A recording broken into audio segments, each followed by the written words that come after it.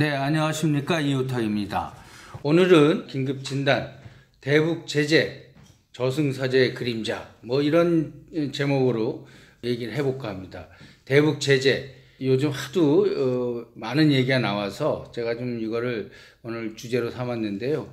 이거를 얘기하려고 이것저것 취재도 해보고 알아보니까 정말 복잡하고 아주 세세한 내용이 많습니다. 그래서 자칫 잘못하면은 머리 아픈 그런 어떤 게임으로 들어가는 것 같은 그런 느낌이 듭니다.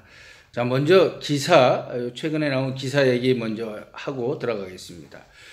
최근에 나온 기사인데, 한미 간 비핵화, 대북제재, 남북제재 등을 논의할 워킹그룹이 11월 중 출범할 것이라고 외교부 고위당국자가 밝혔다. 이런 내용입니다. 이 한미 간의 워킹그룹인데 다루는 주제는 비핵화, 대북제재, 남북경협 이런 거라는 거예요. 그래서 최근에 우리 한국 정부가 미국에서 북한에 대한 제재 속에서도 북한과의 경협 이런 데서 속도를 너무 빨리 내니까 이걸 불편해한다. 그래서 이걸 제동을 건다. 이런 얘기들이 많이 나오고, 우리 정부는 어떻게 해서든지 우리가 설정해 놓은 그 남북관계 발전 이런 거를 하려고 하는 의지가 있고, 그래서 한미 간에 약간 갈등을 보인다. 이런 얘기 속에서 이게 워킹그룹이 구성이 돼가지고 말들이 많이 나오는 것 같습니다. 네, 제가 이제 후반부에도 얘기하겠지만 저는 기본적으로 한미 간의 이 소통의 장이 마련된 점은 아주 긍정적으로 봅니다. 왜냐하면 대북제재 내용을 이렇게 들여다보니까 정말 복잡합니다. 그래서 지금 외교부 당국자가 워킹그룹의 화두는 소통이다. 이 한미 간의 소통을 잘하고 빈번하게 할 수 있도록 하는 것이다. 이 말에 저는 전적으로 동의합니다. 이게 한국 측에서 먼저 만들었다고 요청했다고도 하는데, 그만큼 대북 제재 내용이 워낙 광범위하고 워낙 세밀합니다. 그래서 이걸 담당하고 있는 실무자조차도 이게 제재에 걸리는지 안 걸리는지 잘 모른다고 합니다. 그래서 그런 절차 없이 무리하게 일을 추진했다가 제재에 걸리면 나중에 미국에서 항의하고 이러면 또 한미 간에 갈등이 생기고, 그런 것들을 또 언론에서 받아가지고 한미 간에 큰 문제가 있는 것처럼 이렇게 보도하고 그러지 않습니까? 물론 그 본질적으로 문제가 있을 수도 있습니다. 근데 사전에 이런 소통의 공간이 있으면 사전에 얘기해가지고 가급적이면 문제가 생기는 소지를 줄일 수 있지 않나, 그렇게 생각합니다. 기사 내용을 보면은 이 워킹그룹은 우리 측에서는 이도훈 한반도 평화교섭본부장, 미국 측에서는 요즘 많이 등장하는 스티븐 비건 대북 특별대표가 주도한다고 하는데, 아마 우리 정부의 아주 그 관련된 인사들, 아주 실력 있는 사람들 많이 참여하고, 미국도 마찬가지일 거라고 생각합니다. 이만큼 대북 제재가 중요한 겁니다. 그래서 어떤 대북 제재가 풀리느냐에 따라서 남북 경협의 범위가 결정되고요. 우리가 뭘 하고 싶어도 실질적으로 할 수 없는 것들이 정말로 많습니다. 제가 이제 앞으로 살펴보겠지만 결론적으로 특히 2016년 북한이 4차인가요? 그때 핵실험한 이후에 도입된 유엔의 제재가 풀려야만이 우리가 많이 얘기하는 개성공단이 정상적으로 재가동될 수 있고요. 미국의 국내법 이런 것들에 의한 제재 이런 것들을 다 내용을 잘 알고 그걸 대처해야만이 우리가 할 수 있는 금강산 관광이라든지 이런 것들도 할 수 있는 겁니다. 자, 그럼 대북 제재에 대해서 좀 실무적으로 자세히 살펴보도록 하겠습니다. 국제사회 대북 제재는 원론적으로 말하면요, 대표적 수단이 경제 제재가 있는데, 그 목적과 유형은 경제적 방법을 활용해서 목적을 달성하려고 하는 외교 정책의 틀, 이걸 경제 제재라고 합니다. 그래서 제재의 목적은 사실 경제적이라기보다는 정치적인 것에 가깝고요. 대상국의 정책 또는 행위를 바꾸고 이런 저지하고 이런 것들이 목표입니다. 그래서 제재 유형을 보면 경고성 경제 제재, 제한적 경제 제재, 응징성 제재, 목적성 제재 이런 것들이 있는데, 아무튼 제재국이 대상국의 경제적 타격을 가해서 반대하는 정책을 변경하도록 이렇게 하는 게 목적입니다. 구체적으로 얘기하면 대북 제재의 목적은 대량 살상 무기 또는 핵과 미사일 이런 개발 정책의 변화를 유도하는 게 그게 목표겠죠. 그래서 이런 북한 경제 어려움을 조성하고 그런 핵과 미사일 개발을 못하게 하는 것, 그런 것들이 이 제재의 목표입니다. 북한과 관련된 유엔 제재를 역사적으로 살펴보면요, 제2차 세계대전 이후에 유엔 제재가 세계 평화를 유지하게 만들어진 협의체를 유엔 안전보장이사회, 회원국의 평화 안보를 담당하는 기관으로 이 사회의 결정은 반드시 회원국들이 따라야 한다. 뭐 이렇게 해서 기준을 정했고요.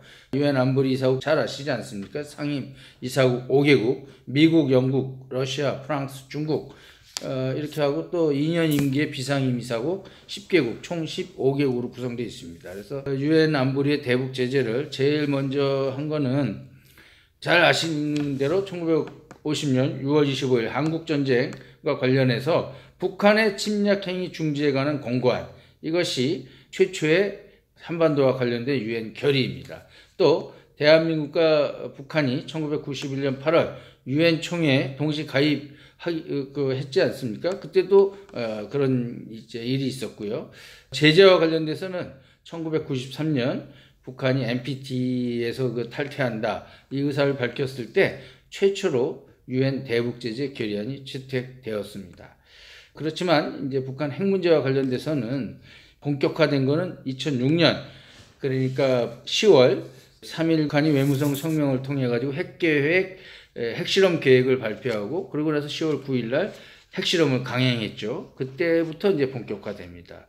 유엔의 대북 제재에 관련된 법적 근거는 유엔 안보리 결의안, 유엔 SCR이라고 하는데 유엔 헌장 제7장 제39조 또는 제41조의 법적 근거가 있습니다. 제7장 내용은 제가 좀 설명이 필요할 것 같아서 밑에 좀 이렇게 좀 담아봤습니다. 5개 안보리 상임이사국의 만장일치 방식으로 채택이 됐습니다.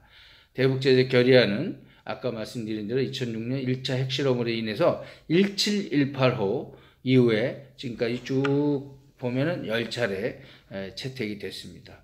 제가 그때 언젠가 한번 말씀드렸는데 2006년 10월 9일 첫 핵실험, 그때 그 긴박한 상황을 통해서 유엔 안보리가 채택한 것이 결의안 17185입니다. 아주 그 이후로 수도 없이 거론된 그때의 그 결의안입니다. 북한은 안보리의 결의안 채택이 법적 근거가 없다고 주장하고 그러죠. 그렇지만 중국과 러시아가 거부권을 행사하지 않았습니다. 그래서 법률적 정당성은 인정되는 그런 상황입니다. 특히 그 북한이 핵과 미사일 실험을 본격화한 2016년부터 제재 대상이 대량 살상 무기에 한정되지 않고 북한 경제 전반을 타격하는 방향으로 바뀐 것, 이것이 굉장히 중요합니다. 지금 이제 우리 남북 간에 뭘 하려고 해도 모든 게 저촉이 되고 이 제재에 걸려가지 못하는 것도 다 이런 것 때문에 그렇습니다. 그래서 그때 아주 실질적인 충격을 주기 위해서 점점 강도가 높아졌는데요. 특히 작년에 아주 강한 제재 결의안이 통과돼서 실행 중입니다. 그래서 북한의 작년도 수출을 보니까 전년 대비 37.2%나 급감했다고 합니다. 그러니까 2017년이요. 석탄, 광물 등 지하자원 이런 것들이 뭐 나갈 수가 없는 겁니다. 그러니까 뭐 한마디로 거의 대부분 돈 되는 물품을 수출할 수 없게 그런 상황이 되게 됐습니다.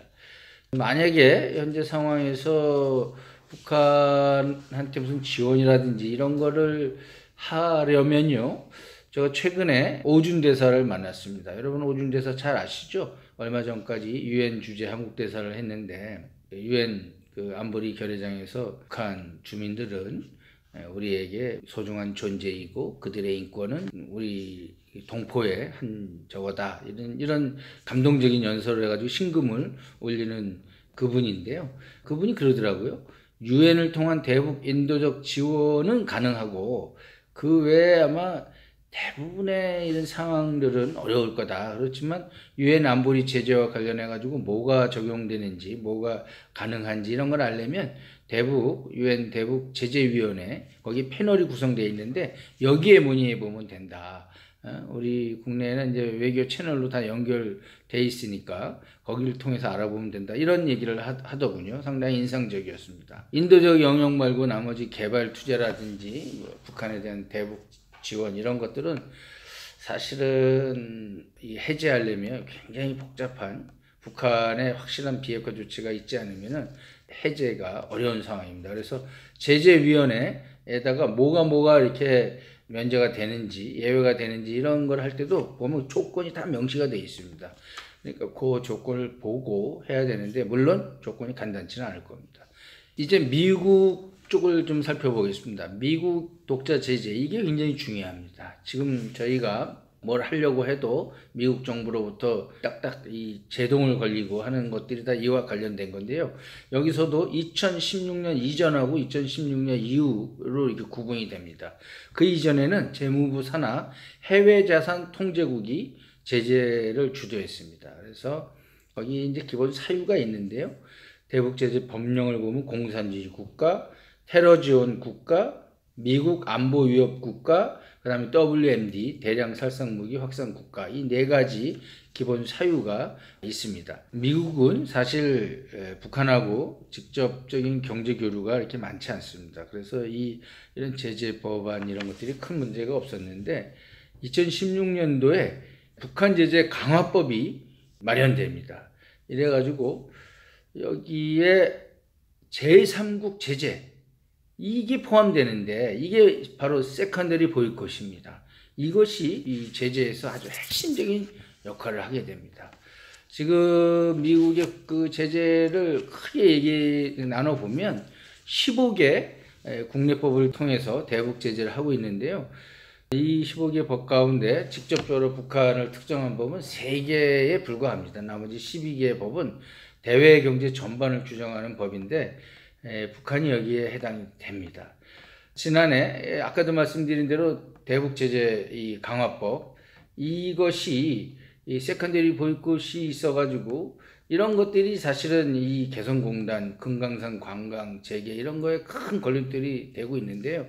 미국의 그 대북 제재를 향후 완화하거나 해제를 하기 위해서 가장 중요한 거는 미국 정부뿐만 아니라 이 법으로 대부분 돼 있어가지고 의회 승인이 꼭 필요합니다. 그래서 미국 제재에 해당되는지 여부를 알려면 일단 그거를 이게 해당되는지 안 되는지 무슨 행위를 하기 전에 알아봐야 되지 않습니까? 그러니까 그 제재와 관련된 미국 정부의 부서 담당자들한테 일일이 물어봐야 됩니다. 이런 것들이 굉장히 복잡하고 자칫하면 정치적인 논란을 일으키고 그래서 서두에 말씀드린 한미 워킹그룹 이게 구성된 게 시의 적절한 게 아닌가 저는 그렇게 생각합니다. 미국 대통령 트럼프 대통령의 의중과 이 행보를 굉장히 우리 중시하고 기대하고 있지 않습니까? 그런데 이 원론적으로 미국 대통령은 대북 제재 완화와 해제를 의회 제안 건의는 할 수 있지만 최종 결정은 의회 승인이 필요합니다. 대북 제재 강화법에 따라서요. 제가 얼마나 미국 제재를 풀기 위한 조건이 얼마나 복잡한지 제가 한번 보겠습니다. 2016년 대북 제재 강화법에 들어가 있는 건데 4조 1항 북한이 아래 6가지 조건에 대해 프로그레스 진전이 증명되면 의회의 승인을 받아 대통령이 대북 제재 유예를 할 수 있다. 1번 북한은 달러와 위조 활동을 검증 가능하게 중단하고 위조에 쓰이거나 전문화된 장비를 폐기하거나 포기하여야 한다. 2번 북한은 돈 세탁 활동 중단과 예방에 관한 일반적인 규약을 준수하기 위한 조치를 취해야 한다. 3번 북한은 유엔 안보리 결의 준수 검증을 위한 조치를 취하는데 진전을 보여야 한다. 핵무기 개발을 포기하고 국제 원자력 에너지 기구 IAEA의 사찰 등도 받아야 한다. 4번 북한은 불법적으로 억류한 해외 국민들에 대한 송환 조치와 감금 이유를 구체적으로 해명해야 한다. 5번 북한은 인도적 목적의 대북 지원에 대한 분배와 감독 과정을 국제규약에 따라 실시해야 한다. 6번 북한은 정치범 수용소 등 강제 수감시설의 생활 환경을 개선하고 국제사회의 검증을 받을 수 있는 조치를 취해야 한다. 이렇게 되어 있습니다. 그리고 대북 제재의 무기한 해제를 하려면 이 5가지 조건에 더해가지고 북한은 완전하고 검증 가능하며 되돌릴 수 없는 형태로 핵과 생화학 무기 등을 모두 폐기해야 한다. 2번, 북한은 핵과 생화학 무기 운반을 위해 설계된 모든 프로그램을 폐기해야 한다. 3번, 북한은 정치범 수용소에 억류된 수감자를 모두 석방해야 한다. 4번, 북한은 평화적 정치활동에 대한 검열을 중단해야 한다. 5번, 북한은 억류된 미국인 전원을 송환해야 한다. 이게 핵 WMD 이 문제만 있는 게 아닙니다. 정치활동 송환된 미국인 전원 이런 것들을 다 봐서 의회가 판단해서 승인을 해줘야 이 제재가 관련된 제재가 풀어지는 겁니다. 미국 정부의 행정명령하고 뭐 이런 대통령이 할 수 있는 이런 얘기도 있는데요. 북한 제재 강화법 이후에 이런 것도 대통령 행정명령도 의회 승인 절차를 요구하고 있습니다.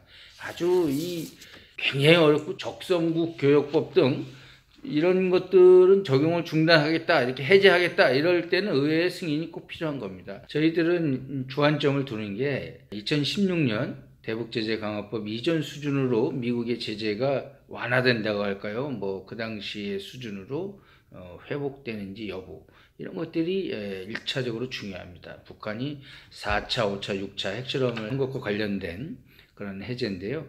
이런 것들이 풀어져야 초기 단계의 남북 경협이 가능합니다. 개성공단 재가동, 금강산 관광 재개, 그 다음에 위탁 가공품 및 일반 물자의 교역, 북한 내 인프라 개선, 뭐 이런 것들이 해당이 되는 거죠. 그러니까 나중에 이 내용을 주의 깊게 저희가 봐야 되는 겁니다. 지금까지 북한에 대한 유엔 안보리 그리고 미국 등 국제사회의 독자 제재 이걸 살펴봤는데 역시 복잡합니다. 이 부분에서 과거 경험을 얘기하면서 미국 재무부 얘기를 좀 할까 합니다. 좀 표가 아마 나갈 건데요. 이게 무슨 도식이냐면요.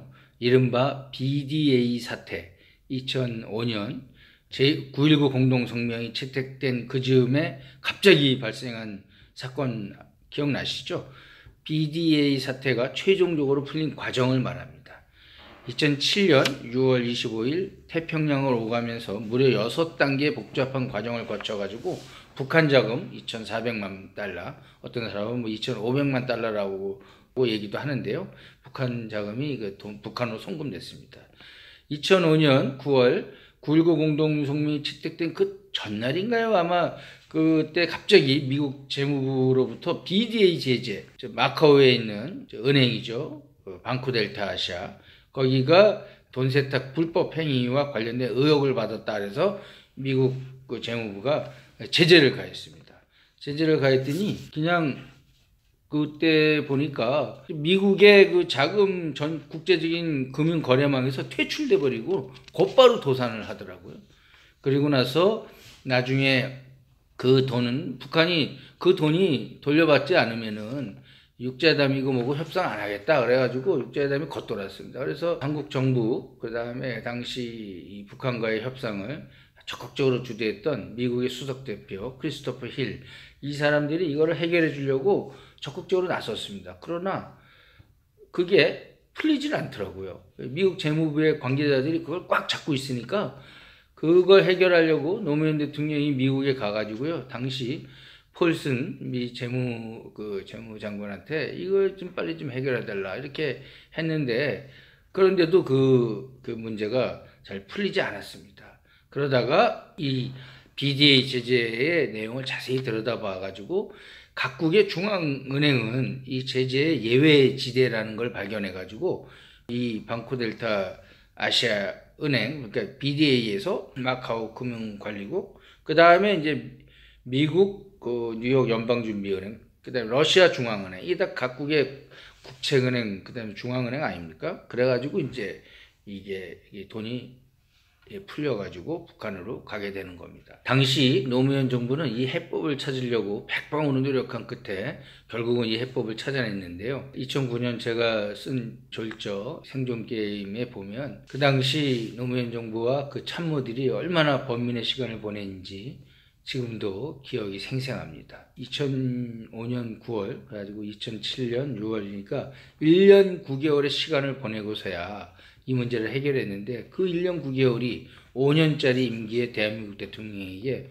얼마나 금쪽 같은 시간입니까? 노무현 대통령은 BDA 장애물을 치우고 나서 시간을 재촉해가지고 2007년 10월 임기를 반년도 안 남긴 상황에서 김정일 국방위원장과 2차 정상회담을 가질 수밖에 없었습니다. 그러나 임기 말의 합의, 거기서 14선언이 나왔지만, 그리고 이제 한반도 종전선언, 평화체제 진입, 이런 것들 여러 가지, 그 다음에 뭐 경협, 대규모의 서해 평화지대, 뭐 진짜 야심찬 계획을 세웠지만, 결국은 다음 정부가 들어서 가지고 이런 것들이 다 무산되지 않았습니까? 이렇게 미국의 제재에 이렇게 걸리고 그러면은 그걸 해결하는데 그렇게 복잡하고 그런 것에서 자칫 금쪽 같은 시간을 낭비해서 제2의 BDA 같은 사태가 생겨서는 안 되겠습니다. 이번에 워킹 그룹이 그런 것도 사전에 막고 아주 절실하게 필요한 그때그때마다 필요한 조치를 취해 가지고 합리적으로 일을 추진했으면 하는 생각입니다.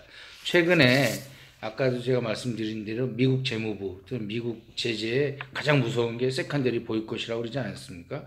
북한과 거래하는 개인에게 제재가 가해지는 거, 이걸 말하는 건데요. 최근 미국 재무부가 대한민국의 시중은행을 상대로 컨퍼런스 콜, 전화해가지고 물어보는 겁니다. 미국 재무부 담당자들이.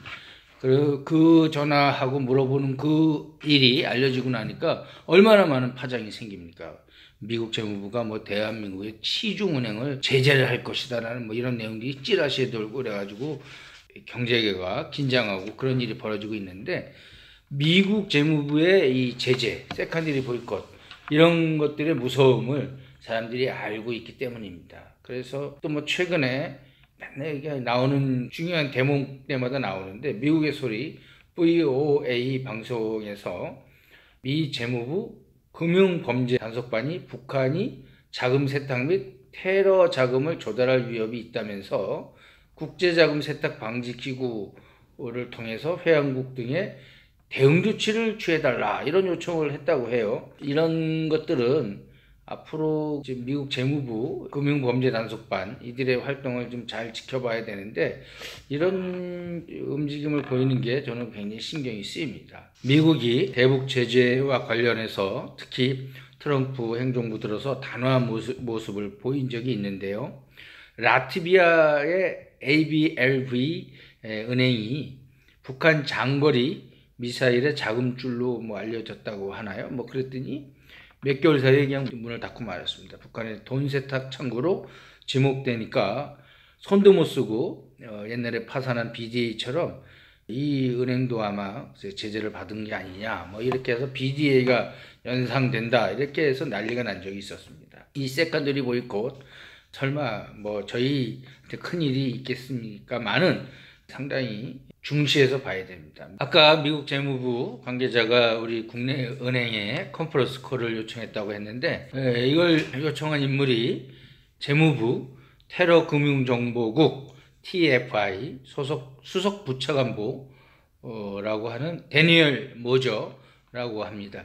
현재 미국 재무부 홈페이지에는 부차관보가 공석으로 표시되어 있다고 하는데, 아마 업무 대행 체제로 그가 실질적인 업무를 하고 있는 것 같습니다. 저는 이 모저라는 인물을 보면서 2012년 이란 제재 당시에 한국을 방문했던 로버트 아이논 미국 국무부 대북 대이란 제재 조정관, 그리고 그를 따라온 데니엘 글레이저 재무부 테러 금융 담당 차관보가 생각이 났습니다. 이 사람들을 그 당시에 저승사자라고 얘기했는데요.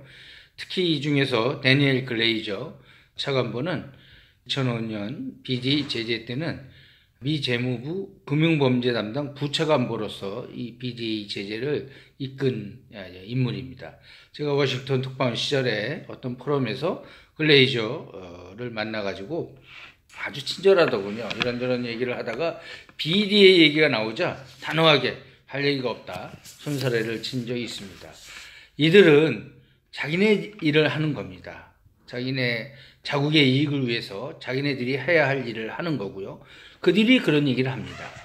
이 제재와 관련돼서 이 지켜야 될 의무는 철저히 지켜라. 다만 이걸 실무적으로 얘기하고 그러면 거기에는 면제와 예외 조항 이런 것들이 있고, 또 북한의 조치에 따라서 얼마든지 해제 여부가 가능하다 이런 얘기를 하는데, 예외를 받고 해제가 되는 거는 아까도 보다시피 굉장히 복잡한 조항을, 이런 조건을 만족시켜야 되니까 상당히 상당 기간이 흘러야만 가능합니다. 몇 년이 걸릴 수도 있습니다. 그러니까 지금은 그 예외 조항과 웨이버라고 그러는데요. 그런 것들이 어떤 것들이 해당이 되는지, 그리고 우리 남북 간에 경협을 할 때 어떤 조치가 있으면 이것이 이 제재 속에서 어떻게 이 적용을 받고 어떤 식으로 하면은 이것이 예외가 될 수 있고, 이런 것들을 잘 따져서 해야 됩니다.